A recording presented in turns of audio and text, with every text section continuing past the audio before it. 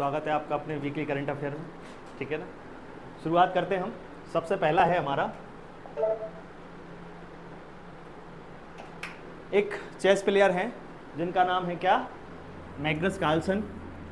इनको एक भारत के एक व्यक्ति ने हराया है जिसका नाम है आर प्रज्ञानंद। ये आर प्रज्ञानंद एक छोटे से बच्चे हैं, इन्होंने कार्लसन को हराया है। कार्लसन जो है वो वही व्यक्ति है जिन्होंने हमारे विश्वनाथन आनंद को क्या कराया था, विश्वनाथन आनंद को हराया था विश्व चैंपियन में। ठीक है, ये प्रतियोगिता हाल ही में कहां पर हुई थी, नॉर्वे में।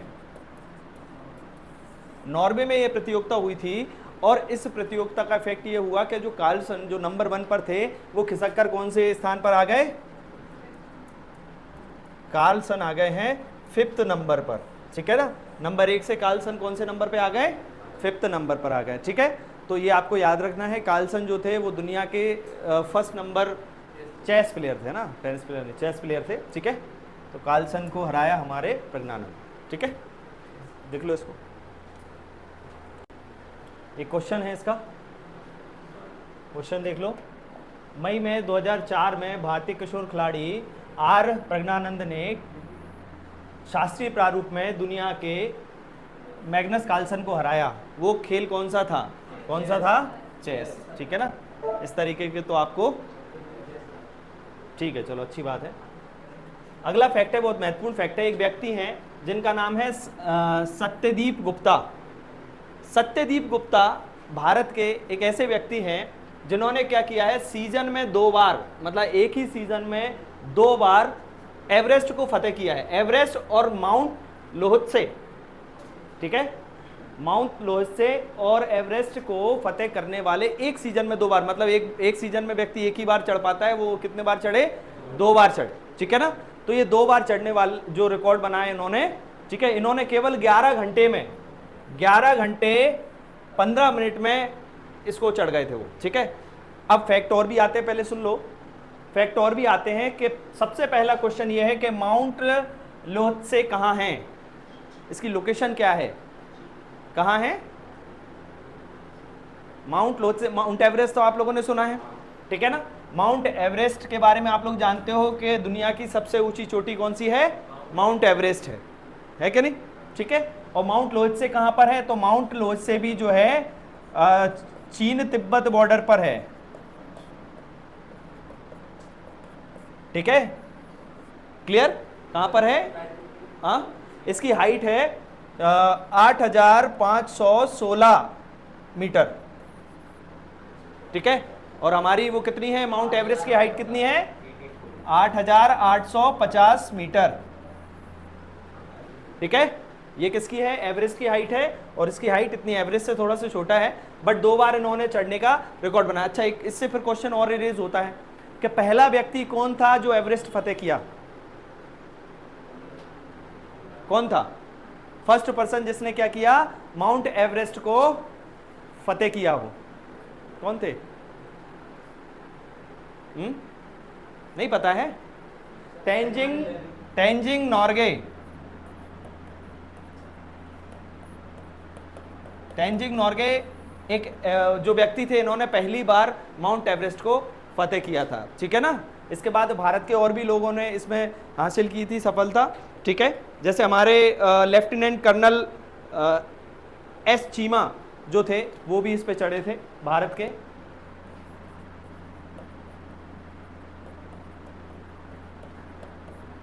ठीक है, इनके साथ 2 लोग और थे, तो ये इन्होंने भी फतेह किया था 1965 में। हाँ बेटा,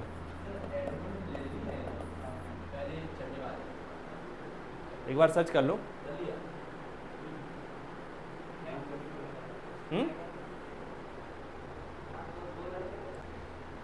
क्वेश्चन देख लो। क्वेश्चन है, भारतीय पर्वतारोही सत्यदीप गुप्ता ने कौन सी ऐतिहासिक उपलब्धि हासिल की है। तो उन्होंने एक सीजन में 3 बार माउंट एवरेस्ट चढ़ने वाले पहले व्यक्ति बने हैं। ये क्या ये सही है, एक सीजन में 2 बार माउंट एवरेस्ट और माउंट लोहत्से चढ़ने वाले पहले व्यक्ति बने हैं, क्या ये सही है। ठीक है, एक सीजन में माउंट एवरेस्ट और माउंट K2 को चढ़ने वाले पहले व्यक्ति बने हैं, या 11 घंटे 15 मिनट में माउंट एवरेस्ट चढ़ने वाले पहले व्यक्ति बने हैं, बताओ। हाँ, दोनों सही है। देखो ये वाला नहीं सही है क्योंकि वो लोहित से भी चढ़े थे, है ना।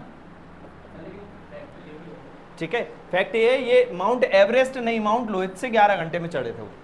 ठीक है, माउंट एवरेस्ट को 11 घंटे में नहीं चढ़ा, वो माउंट लोहित से को चढ़े थे। प्लस ये वाला जो बी आंसर है ये सही आंसर है कि एक सीजन में 2 बार इन्होंने माउंट एवरेस्ट भी फतेह किया और 2 बार माउंट लोहित से भी फतेह किया। ठीक है ना, तो इस तरीके के क्वेश्चन आपके एग्जाम में आते हैं, पूछे जाते हैं। चलो अगला देख लेते हैं। अगला है हमारी एक मेजर राधिका है, राधिका सेन। इनको यूएन ने military gender advocate of the year का अवार्ड दिया है।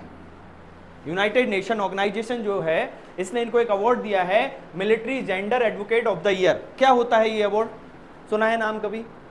नहीं सुना है? देखो ये एक ऐसा अवार्ड होता है जो जेंडर, जो जैसे महिलाओं को, बच्चों को प्रेरित करने के लिए, सशक्त बनाने के लिए प्रयास किया जाता है, उसके लिए दिया जाता है। ठीक है, ये यूनाइटेड नेशन द्वारा हर साल दिया जाता है। ये इनको मिला है 2023 का, मिला है 2024 में। ठीक है, अभी 4-5 दिन पहले ये अवार्ड उनको मिला है। अच्छा, इसकी खासियत क्या है इस अवार्ड की कि महिलाओं को, इनकी एक ड्यूटी लगी थी जो कांगो रीजन पर थी। कांगो आप लोगों ने देखा है, कहाँ है? कहाँ है कांगो? पाकिस्तान में है? कहाँ है कांगो? सौरभ, अफ्रीका में। ठीक है ना, कांगो चेक गणराज्य है ना। ठीक है, अफ्रीका, सेंट्रल अफ्रीका में है कांगो रीजन। ठीक है, कांगो नदी बहती है वहां पर, आप लोग पता होगा। ठीक है ना, नहीं पता है तो देखा करो, ये आपको नया फैक्ट मिल गया। ठीक है, तो कांगो रीजन में इनकी ड्यूटी लगी थी, वहां इन्होंने महिलाओं को सशक्त बनाने का काम किया, उनको मोटिवेट किया, उनको ट्रेनिंग दी, इस तरीके के काम उनको कि वो सेल्फ अपनी क्या कर सकें, सुरक्षा कर सकें। ठीक है ना, तो ये अवार्ड दिया जाता है यूएन द्वारा। ठीक है, ये मेजर राधिका को दिया गया है, ये कांगो रीजन में थी ये। ठीक है, सम्मानित किया गया। अच्छा, इससे पहले एक और व्यक्ति थी 2019 में जिनको ये अवार्ड दिया गया था, सुमन गवानी। 2019 में ये अवार्ड किसको दिया गया था? सुमन गवानी को ये अवार्ड दिया गया था। किसके द्वारा? यूनाइटेड नेशन ऑर्गेनाइजेशन के द्वारा। अब कुछ फैक्ट और देख लेते हैं अपन, क्योंकि यूनाइटेड नेशन ये अवार्ड देता है तो यूएन के बारे में देख लेते हैं। यूनाइटेड नेशन क्या है? यूनाइटेड नेशन क्या है? यूएन क्या है यूनाइटेड नेशन? देशों का संगठन है ना। कितने देशों का संगठन? इसमें टोटल मेंबर अभी कितने हैं? 194 मेंबर हैं इसमें, 22 नहीं। टोटल मेंबर जो हैं यूनाइटेड नेशन में 194 मेंबर हैं। ये यूनाइटेड नेशन की स्थापना जो थी वो सेकेंड वर्ल्ड वॉर के बाद की गई थी। कब की गई थी? 1945 में, द्वितीय विश्व युद्ध के बाद इसकी शुरुआत की गई थी। कब? 1945 में। यहाँ से क्वेश्चन आते हैं और आप लोगों के तो कोर्स में बहुत सारा है डिटेल में, है ना। तो 193, 194 शायद सूडान, साउथ सूडान ऐड हुआ है रिसेंटली, एक बार चेक कर लेना, है ना। 193 थे, जो लास्ट देश जो है उसमें साउथ सूडान ऐड हुआ है। ठीक है ना, तो 194 जो है मेंबर हैं और 1995 में इसकी स्थापना की गई थी। इसके 5 परमानेंट मेंबर हैं। 5 सदस्य जो है ना वो कैसे हैं? परमानेंट है। ठीक है, स्थायी सदस्य हैं। कौन कौन से 5 स्थायी सदस्य का नाम कौन बताएगा? बता सकता है कोई? 5 स्थायी सदस्यों के नाम? ये हट नहीं सकते। ये 5 परमानेंट मेंबर होते हैं, वो हट नहीं सकते। हाँ बोलो। चीन सही है, फ्रांस ठीक है, हाँ रूस, यूएस और यूएन नहीं नहीं नहीं, हाँ कंफ्यूजन है, कौन सा है? नहीं, इंडिया इसका परमानेंट मेंबर बन गया फिर तो इंडिया बहुत पावरफुल हो जाएगा, है ना। क्या है? जर्मनी,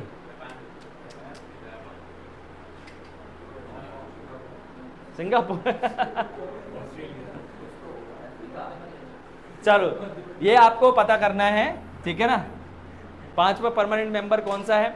इसकी मेनली 2 लैंग्वेज होती हैं। ये काम करता है एक फ्रेंच लैंग्वेज में, ठीक है, और एक इंग्लिश में कर सकता है। वैसे इसकी जो 6 लैंग्वेज है टोटल कार्यकारी, इसमें हिंदी भी एक हमारी 6 लैंग्वेजों में शामिल है। 2 लैंग्वेज मेनली हैं, लेकिन सब लैंग्वेज भी हैं जिनमें ये काम करता है, वो उनमें हिंदी भी शामिल है, ठीक है।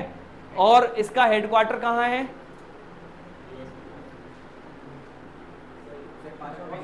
हाँ, ठीक है, इसका हेडक्वार्टर कहाँ है? न्यूयॉर्क। चलो ठीक है, इसको देखना तुम लोग, बाकी इनके बारे में लिख लो, है ना। ये क्वेश्चन जो मैंने पूछे हैं इनको आप देख के आना कल जब बात करेंगे।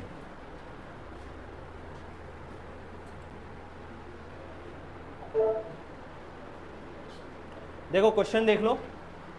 क्वेश्चन है 2023 में संयुक्त राष्ट्र सैन्य लैंगिक अधिवक्ता ऑफ द ईयर से किसे नामित किया गया है या किसको ये अवार्ड दिया गया है? ठीक है, तो इसके नाम है Suman Gawani, Radhika major Radhika Sen, Antonio Guterres, ठीक है, और मेजर रुचिका कंबोज। कौन है इसका आंसर? मेजर राधिका सेन। देखो ये आंसर है, बिल्कुल सही है, लेकिन ये भी गलत नहीं है, बट ये सन गलत है। इनको दिया गया था सुमन गवानी को कब? 2019 में, ठीक है ना। तो कभी 2019 का तो ऐसा नहीं पूछेगा करंट अफेयर में, फिर भी आप लोग याद रखना उसे। चलो अगला फैक्ट देख लेते हैं, बहुत इंपॉर्टेंट फैक्ट है। एक मिसाइल है जिसका नाम है रुद्र द्वितीय। ये एक मिसाइल है, ये हमारे स्वदेशी डेवलप है ना, मेक इन इंडिया के तहत इसको बनाया गया है। ये मिसाइल जो है वो क्या करती है? हवा से सतह पर मार करती है। हवा से सतह पर कैसे चलेगी?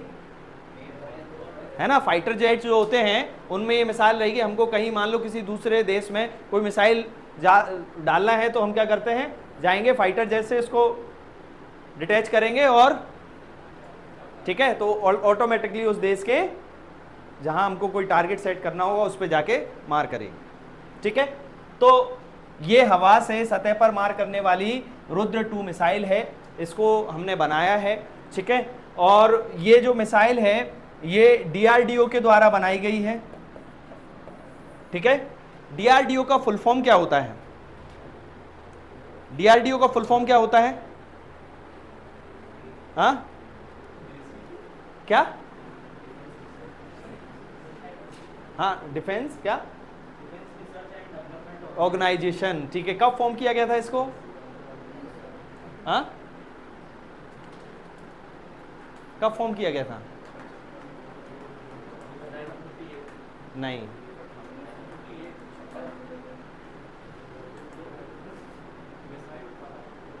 ठीक है। क्या इसको, ये इस मिसाइल को रुद्र 2 को ना 2000 अभी जस्ट अभी इसका अपन ने सफल वो किया है, टेस्टिंग किया है। तो ये हमारी वायुसेना में ये शामिल होगी, एयरफोर्स में शामिल होगी, ठीक है ना। ये एयरफोर्स के लिए बनाई गई है।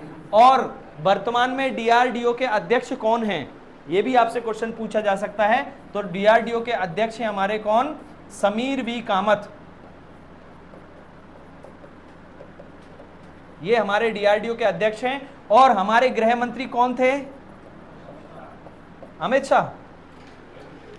गृह मंत्री बिल्कुल सही, अमित शाह ही थे, लेकिन हमारे डिफेंस मिनिस्टर कौन थे? रक्षा मंत्री, है ना। रक्षा मंत्री थे हमारे कौन? राजनाथ सिंह, ठीक है। इस तरीके से आपको ये फैक्ट याद करना है, क्लियर। तो देख क्या हुई थी?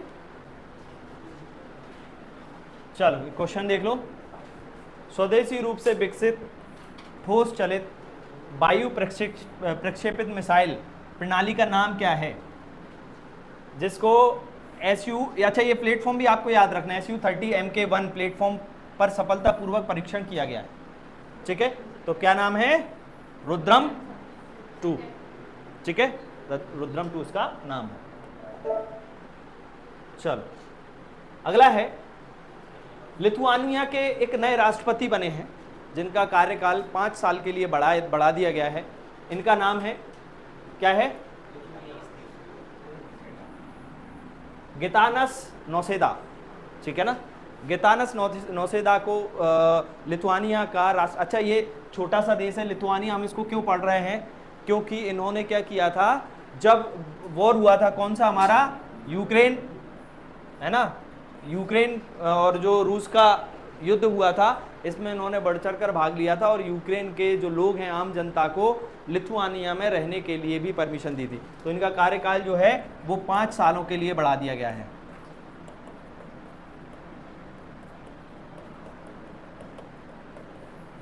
ठीक है, गितानस। क्वेश्चन है 2024 में लिथुआनिया के राष्ट्रपति किसको चुना गया है? तो किसको चुना गया है? आंसर क्या होगा? गीतानास नौसेदा। आंसर होगा बी। ठीक है ना, चलो क्लियर। आगे देखो, अगला है आईपीएल 2024 अभी हुआ है, रिसेंटली कंप्लीट हुआ है, आप लोगों को पता होगा। ठीक है, किसने जीता आईपीएल 2024? ठीक है, केकेआर ने जीता। क्लियर है। तो इसमें कुछ अवार्ड मिले हैं, जैसे उभरते हुए खिलाड़ी का जो अवार्ड मिला है वो मिला है नीतीश कुमार रेड्डी को। ठीक है, इमर्जिंग जो है प्लेयर के रूप में। अल्टीमेट फैंटेसी प्लेयर जो है या सबसे मूल्यवान खिलाड़ी सुनील नारायण रहे, जो कि केकेआर के बॉलर हैं। वो कहाँ के हैं? वेस्ट इंडीज़ के। हाँ, वेस्टमैन भी हो गए हैं, बिल्कुल सही है। केकेआर ने इनका वेस्टमैन के रूप में बहुत फ़ायदा उठाया है। ठीक है, चलो इसके बाद आपको पता है कि ऑरेंज कैप किसको मिला है? ऑरेंज कैप किसको मिलता है? जिसके सबसे ज़्यादा रन होते हैं उसको ऑरेंज कैप दिया जाता है। और विराट कोहली का नाम आपको सबको पता है, और उन्होंने टोटल 741 रन बनाए एक सीज़न में। ठीक है, जो कि इस सीज़न में किसी भी पर्टिकुलर प्लेयर द्वारा बनाए गए सबसे हाईएस्ट स्कोर है। ठीक है, तो ये ऑरेंज कैप जो है वो मिला है हमको, किसको मिला है? विराट कोहली को। इसके बाद है purple cap. Purple cap Harshal Patel को मिला है। ठीक है, इन्होंने 24 विकेट लिए, जो हाईएस्ट विकेट लेता है उसको पर्पल कैप दिया जाता है। ठीक है, इसके बाद सर्वाधिक छक्के किसने लगाए? अभिषेक शर्मा ने 42 लगाए, है ना। चौके ट्रेविस हेड ने लगाए 64, और स्ट्राइक रेट सबसे अच्छा किसका रहा? ठीक है, जैक फ्रेजर का है ना, कितना रहा? पूरे सीजन की बात कर रहे हैं, ओवरऑल है ना 234। ठीक है, मतलब अच्छा, बहुत अच्छा है सीजन का। हाँ, स्ट्राइक रेट और रन में, उसका स्ट्राइक रेट ही तो बोलते हैं कि आप रन कितने बॉलों में कितने रन बनाए, उसी से तो कैलकुलेट करके स्ट्राइक रेट निकाला जाता है। समझ गए? मतलब ऐसा है कि इन्होंने अगर 100 बॉलें खेली हैं तो 234 रन बनाए हैं। ठीक है, इसका मतलब ये है कि अगर इन्हें 100 बॉल खेली है तो 234, मतलब पर बॉल पे इन्होंने 2.34 रन बनाए। समझ गए? चलो, इसके बाद सीजन का सर्वश्रेष्ठ प्लेयर कौन था? तो रमनदीप सिंह केकेआर के जो हैं वो रहे। प्लेयर प्ले अवार्ड मिला है सनराइजर हैदराबाद को। ठीक है, क्लियर। और पिच एंड ग्राउंड पुरस्कार मिला है राजीव गांधी अंतरराष्ट्रीय स्टेडियम, ये आपको याद रखना है। ठीक है, सबसे अच्छा पिच और ग्राउंड उसका रहा किसका? राजीव गांधी जो हमारा इंटरनेशनल स्टेडियम है उसको। ठीक है, अच्छा एक और फैक्ट मेरे दिमाग में आ रहा है कि हमारे आईपीएल ये तो 2024 का है। क्लियर। शुरुआत कब हुई थी आईपीएल की? 2008 में पहली बार आईपीएल खेला गया। ठीक है, 2008 से इसकी शुरुआत हुई। अच्छा, सबसे ज्यादा बार जीतने वाला टीम कौन सा है आईपीएल? हाँ, मुंबई और चेन्नई। कितना? 5-5। ठीक है ना, देख लेना, चेन्नई ने तो 5 जीते हैं पता है मेरे को, मुंबई ने भी शायद 5 ही, है ना। चेन्नई और मुंबई, है ना। ठीक है, इन्होंने 5-5 जीता है। एक क्वेश्चन का आंसर जो देगा, सबसे पहला मैच आईपीएल का कहां पर खेला गया और किस किस टीम के बीच खेला गया? 2008 में जो सबसे पहला मैच होगा, केकेआर और बिल्कुल सही है ना, जिसका केकेआर और आरसीबी का मैच हुआ था भाई, है ना। हाँ, 2008 में चन्ना स्वामी स्टेडियम में हुआ था, चन्ना स्वामी स्टेडियम में।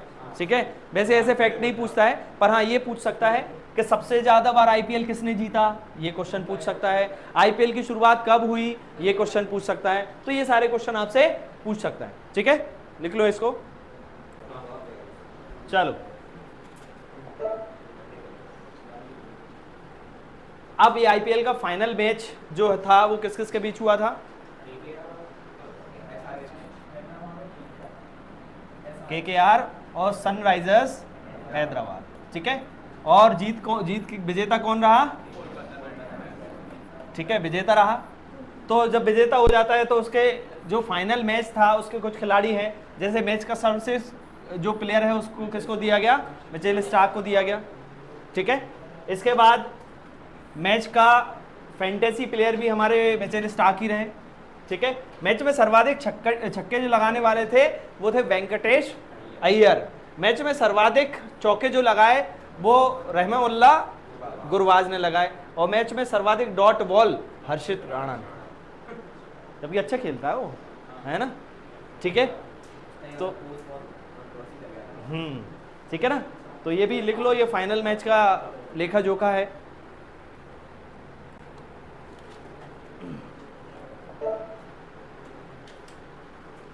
इसका कुछ क्वेश्चन देख लो। आईपीएल 2024 में सबसे अधिक रन बनाने वाले खिलाड़ी जिसको ऑरेंज कैप मिली वो कौन थे? विराट कोहली। चलो ये तो आप लोगों को याद रहेगा, नहीं भूलोगे। ठीक है, अच्छी बात है। इसके बाद अगला है सबसे अधिक विकेट लेने वाले खिलाड़ी हर्षल पटेल। ठीक है ना, पर्पल कैप मिला इनको, है ना। ये हमने अभी लिखा था थोड़ी देर पहले, उसी के ये क्वेश्चन है। ऐसे क्वेश्चन आपसे एग्जाम में पूछे जाते हैं। चलो अच्छी बात है। एक अभिनेत्री हैं जिनका नाम है अनुसुईया सेन गुप्ता। अनुसुईया सेन गुप्ता जो हैं इनको कांस फिल्म फेस्टिवल में सर्वश्रेष्ठ अभिनेत्री का अवार्ड दिया गया। ठीक है, एक इनकी जो मूवी थी द सेमलेस, इसके लिए सर्वश्रेष्ठ अभिनेत्री का पुरस्कार हमको अनुसुईया सेन गुप्ता को दिया गया है। अच्छा, ये इसकी खास बात यह है कि अनुसुईया सेन गुप्ता भारत की पहली ऐसी अभिनेत्री हैं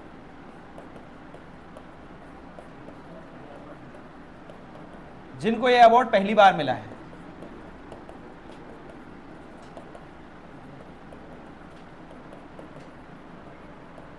ठीक है, मतलब सर्वश्रेष्ठ अभिनेत्री का अवार्ड जीतने वाली अनुसुईया सेन गुप्ता भारत की पहली ऐसी वुमेन है, इनको ये अवार्ड मिला है। इनको किसके लिए मिला है?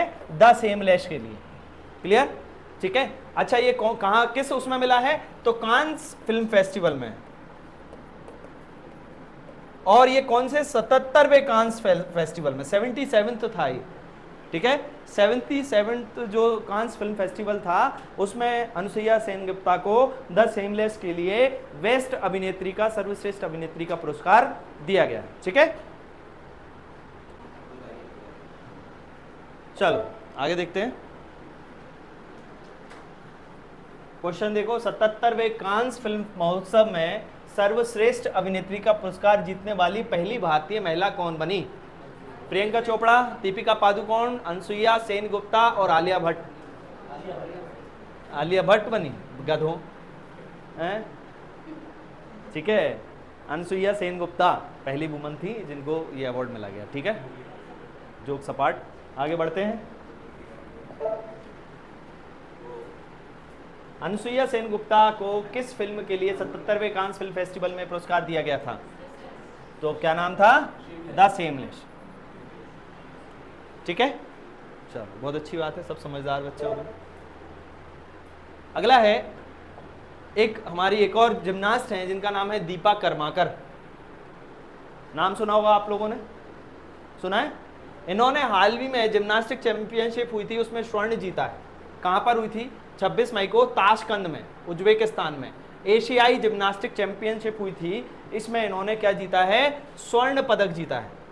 ठीक है, अब आप लोगों को पता होगा दीपा कर्माकर बहुत हाईलाइटेड पर्सन रही हैं, आप लोगों को पता हो तो। नहीं है पता? ये पहली ऐसी वुमन है जिन्होंने एशियाई चैंपियनशिप में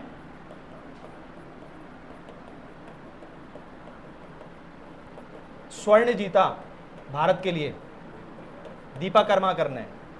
दूसरा फैक्ट इनके लिए बहुत महत्वपूर्ण है, पहली ऐसी पर्सन है, फर्स्ट वुमेन है जिन्होंने ओलंपिक में जिम्नास्ट में पार्टिसिपेट किया भारत की ओर से।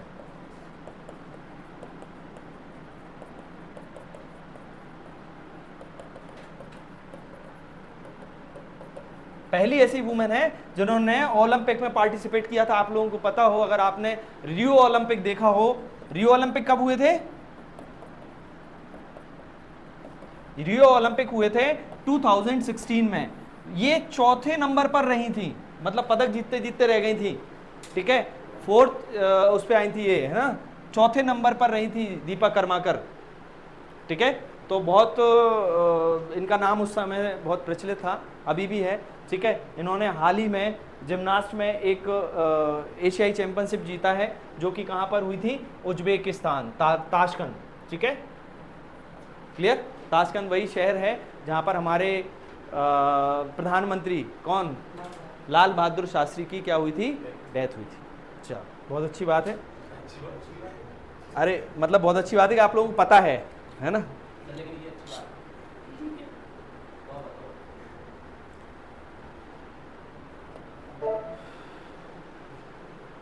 क्वेश्चन है 26 मई 2024 को ताशकंद उज्बेकिस्तान में एशियाई चैंपियनशिप में स्वर्ण पदक जीतने वाली भारत के पहले जिम्नास्ट कौन बने? मैरी कॉम किस खेल से संबंधित है? आप लोगों को पता होगा, बॉक्सिंग से संबंधित हैं, तो जिम्नास्ट से नहीं। पीवी सिंधु किससे संबंधित हैं? बैडमिंटन से संबंधित हैं। दीपा कर्माकर, ठीक है, जिम्नास्ट हैं। और ये जो है इन्होंने ही क्या जीता है, ठीक है, उज्बेकिस्तान में ये चैंपियनशिप जीती है। साइना नेहवाल किस गेम से संबंधित है? टेनिस से। साइना नेहवाल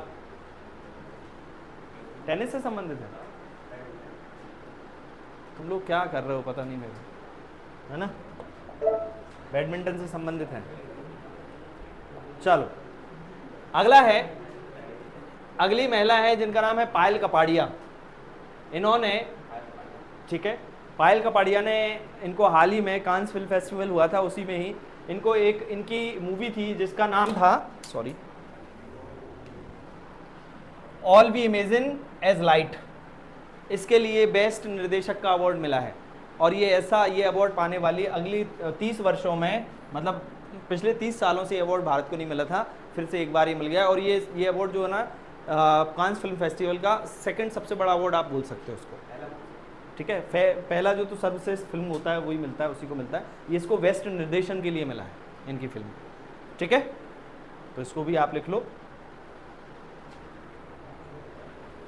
भी है कि अभी एकदम से नहीं हटा सकते, अभी सरकार चेंज होना है। हाँ, क्या बोल रहे हो? नेवी का अध्यक्ष एडमिरल होते हैं नेवी के, ना, वो हैं हमारे आर हरि कुमार। और एयरफोर्स के हैं हमारे विवेक राम चौधरी। क्या?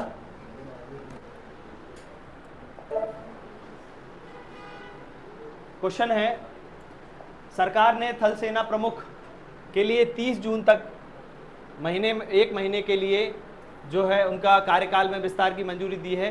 तो सेना प्रमुख का नाम क्या है? कौन है? जनरल मनोज पांडे। इनका नाम जो है वो बढ़ाया गया है, 1 महीने के लिए इनका कार्यकाल बढ़ाया गया, ठीक है।